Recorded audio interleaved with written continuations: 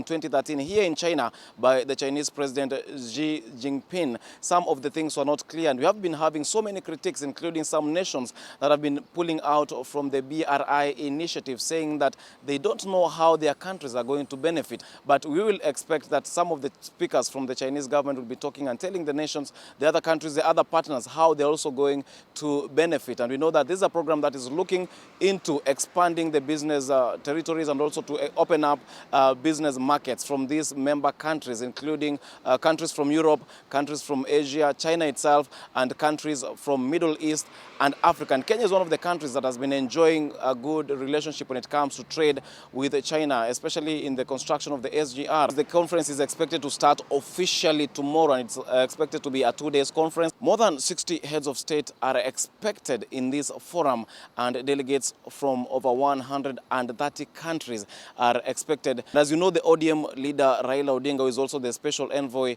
to the AU in infrastructure matters, is also here. So in the event that he'll be making any declarations, any treaties or any comments, we'll make sure that we also capture that for you and anything else that will be happening in this forum. So from me, Daniel Muller, from here, I take you back to studio for more later. All right, our very own Daniel Muller there from Beijing, China, will be giving us more details on that ongoing event. Now, the ongoing Huduma number registration will continue and will not be affected by the decision by Parliament to bar the company that supplied the equipment. In a statement signed by ICT Cabinet Secretary Joe Musharu, the government says IDEMIA Securities only provided the hardware. The software was developed locally. In a statement, the government says the French firm IDEMIA Securities did not provide the software being used to register Kenyans under NIMS or Huduma number. The government says its engagement with the firm that has changed names thrice since it started doing business in Kenya in 2013 ended at the purchase of the kits in use now. The statement says the 35,000 Tablet 2 data capture kits were the only hardware component supplied by IDEMIA. The kits were acquired on an outright purchase basis, and as such, there is no existing contract beyond this. Therefore, the directions by the National Assembly do not affect Huduma number in any way.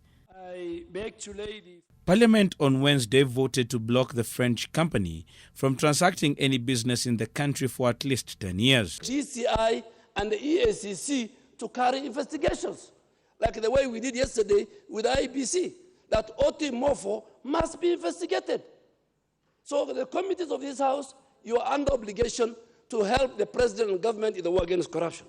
In its findings, the Public Accounts Committee found the French firm to have operated in the country illegally, as it was not registered when it went into business with the government, contrary to the company's law. In 2013, the firm supplied the multi-billion shilling biometric voter registration kits as Saffron Morpho before changing to OT Morpho in the 2017 elections. IDEMIA Securities had bid for the country's census slated for August this year. Kennedy Muredi, NTV. Now, Trans Nzoia Governor Patrick Khaemba is calling for a change in how Kenya practices agriculture. He claims the move to crop diversification would protect farmers from unpredictable conditions such as extreme drought. The governor spoke during his visit to the Nation Media Group, where he met with the group CEO, Stephen Gitagama, and Managing Director of the Broadcast Division, Alex Kobia. And to manage our soils, we need to lime all our land and reduce the acidity. I have been calling for a national liming program, possibly sponsored by the national government. Liming is something our farmers are not, many of our farmers are not aware of. To restore and remove the acidity. The acidity on the soil and the minerals on the soil have significantly changed. We hope with your good leadership in the office, you should be able to help the farmers so that they don't get desperate. If we don't help them, the desperation will creep in and we might have challenges. And if Trans Nzoia coughs, then the whole country will be crying. Now, hundreds of workers from the controversial multi-billion shilling Itare Dam in Ndoinet in Kurosoi North are up in arms of unpaid wages. The workers say they have not been paid for the last 5 months. NTV's Ellen Wanjoy has more details. Construction work has stagnated at the 38 billion shilling Itare Dam since the allegations of misappropriation of funds involving 2 other dams in Elgeyo Marakwet County. It is the workers who have been left to bear the brunt. They say they have only been paid for 2 of the 7-month contract. Shadrach Rono is one of the workers at the site. He says they are unable to make ends meet. Our deputy president, ambaye ni Mheshimiwa Honorable William Ruto, alisema pesa ya Itare Dam iko. Na shida yenye tunakuwa nayo saizi ni kwamba wafanyikazi hawajalipwa, kazi haiendelei, na shida imeshuka hapa Itare ni kwamba the workers are threatening to stage a series of demonstrations until all their dues are paid. We are appealing to all those stakeholders that are concerning to the welfare of the employees of Itare. They must act. It is now it have reached a time that we are now demanding, not asking again. Kurosoi North Deputy County Commissioner Felix Watakila is asking the workers to remain patient. He says they will receive their payments in due course. Na pia katika barasa yangu ambayo nimefanya hapa na wananchi wamelalamika ya kwamba kuna miezi fulani wachalipwa mshahara yao. Na wananchi wako na haki kulalamika kwa sababu hata Biblia inasema mwenye ameachiliwa amefanyia kampuni kazi, amefanyia mtu kazi, lazima alipe mshahara wake. Na serikali ya Kenya imejitolea kuona kwamba wale wafanyakazi wote ambao walikuwa wanafanya katika kampuni hiyo hivyo karibuni watalipwa malipo yao. The multi-billion shillings project was meant to provide clean water to about 800,000 people in Nakuru County, but with the delays, the future is now in limbo. Helen Wanjohi, NTV. Well, another story is making headlines beyond our borders. Comoros is currently experiencing violent winds and flooding ahead of Tropical Storm Kenneth, set to hit the country, which consists of a group of islands. The storm is also expected to head to recently cyclone-ravaged Mozambique, according to officials. Schools have been closed and inter-island flights suspended as Comoros braces itself for Storm Kenneth. Chief of the Comoros Center for Relief and Civil Protection Center, Muiguni Daho, said the arrival of the storm on the island was preceded by strong winds and floods. Kenneth is then expected to reach the far north of Mozambique late Thursday or early Friday if it stays on its current course. This comes a month after Cyclone Idai ravaged the country and neighboring Zimbabwe, claiming some 1,000 lives and causing about $2 billion in damage, according to the World Bank. The Mozambique National Meteorology Institute warned in a statement that the storm system was intensifying. Heavy rains and winds of up to 140 kilometers per hour are currently being experienced. The Mozambique's National Institute of Disaster Management cautioned that 692,000 people could be affected. INGC said it would relocate rescue equipment, including boats and helicopters, previously reserved in Sofala province for victims of Idai, to Cabo Delgado, where Kenneth is expected.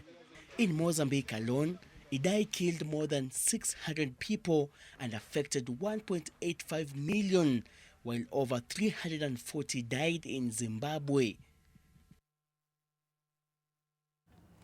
Now, 3 of the most controversial figures of Sudan's ruling Transitional Military Council have offered their resignations. The 3 were seen as staunch Islamists and allies of the deposed President Omar al-Bashir. At a press conference on Wednesday, the military spokesman said the 2 sides had reached agreement on most of the demands and that they decided to set up a joint committee to bridge the differences. We have reached an agreement on most demands presented in the document of the Alliance for Freedom and Change. There were very few areas of disagreement. As we previously said, we agreed on a lot of things, and the things we disagreed on were not serious issues, and there is a way to find a solution.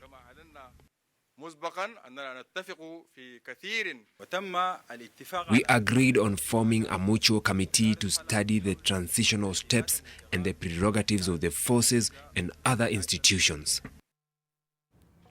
All right, let's now take a look at all the sporting news with Sean Cardavilis. The Shindana Stars promotion, a grand prize of Kenya shilling.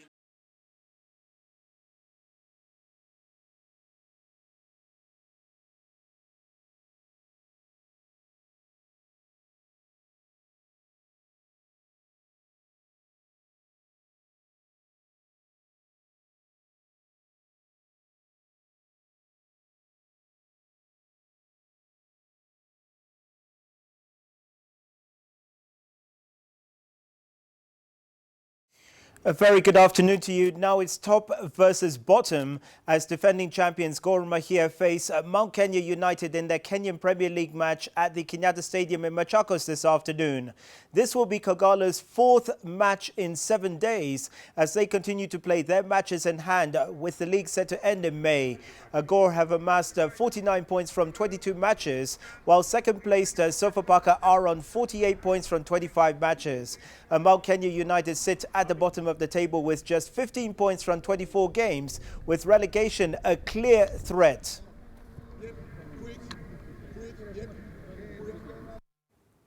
Manchester City struck an important blow in their pursuit of a second successive English Premier League title with a convincing 2-0 derby victory over Manchester United at Old Trafford.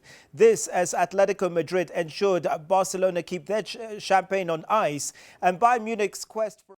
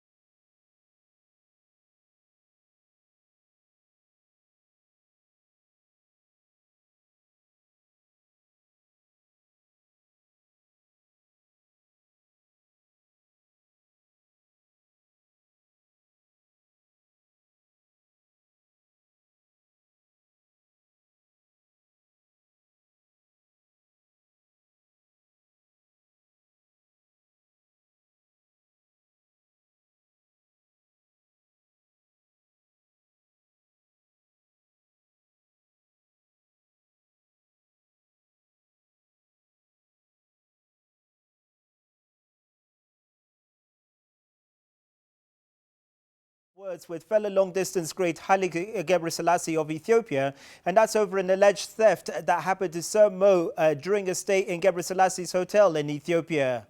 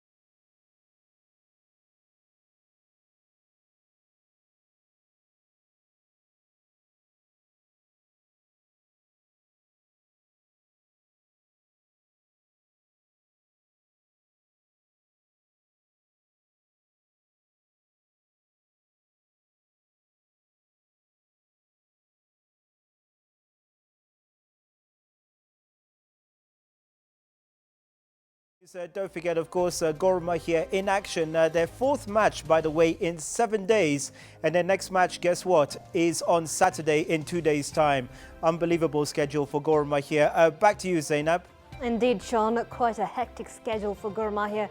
But we hope and we wish all the best for them. Well, that brings us to the end of our bulletin this hour. Many thanks for keeping us company. More stories lined up for you in our subsequent bulletins. My name is Zainab Ismail. Good afternoon.